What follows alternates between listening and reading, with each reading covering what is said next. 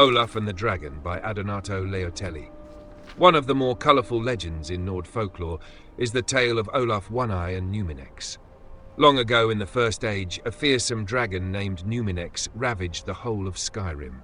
The dreadful drake wiped out entire villages, burned cities and killed countless Nords. It seemed that no power in Tamriel could stop the monster. This was a troubled time in Skyrim's history, for a bitter war of succession raged between the holds.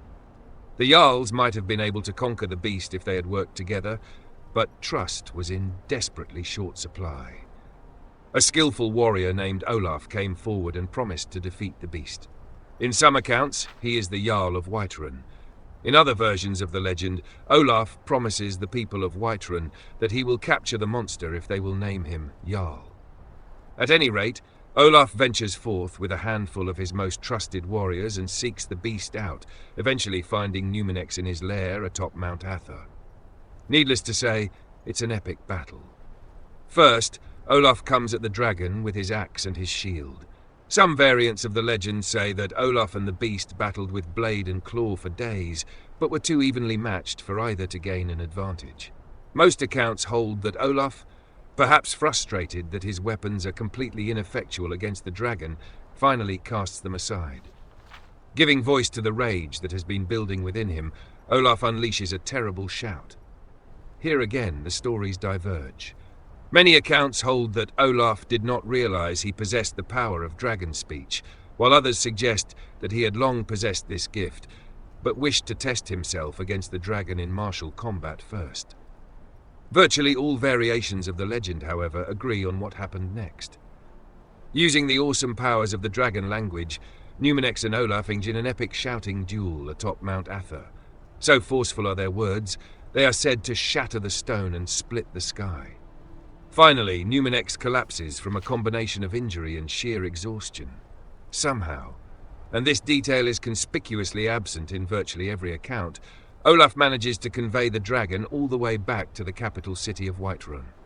The people of Whiterun are suitably impressed with Olaf's hostage.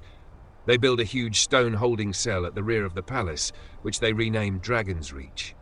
This enormous cell serves as Numinex's prison until his death.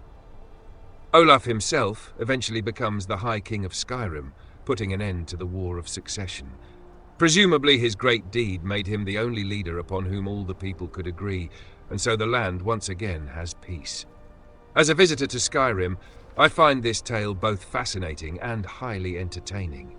It is one of the most celebrated legends of the Nords, and one can easily understand why.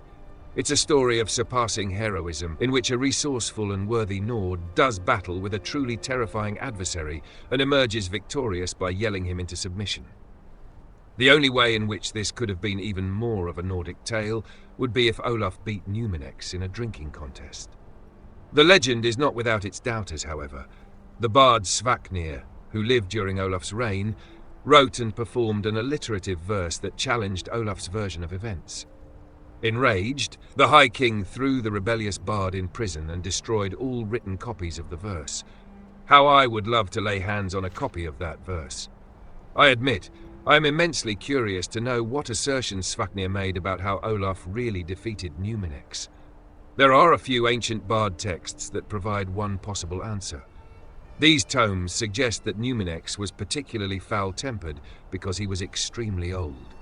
In these accounts, the dragon spends his final years terrorizing the countryside before flying off to the top of Mount Atha to die in peace. When Olaf finds Numinex, the dragon is too weak to defend himself. Olaf and his men capture the beast without effort, but decide to take advantage of the situation by fabricating a heroic tale.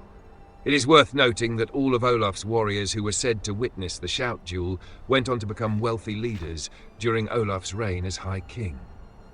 However, it is equally likely that Svaknir had some grudge against Olaf, and his scandalous verse was an attempt to damage the High King's reputation. Alas, we will never know. I leave you now, good reader, with this gentle reminder. A good historian must remain impartial and consider all points of view.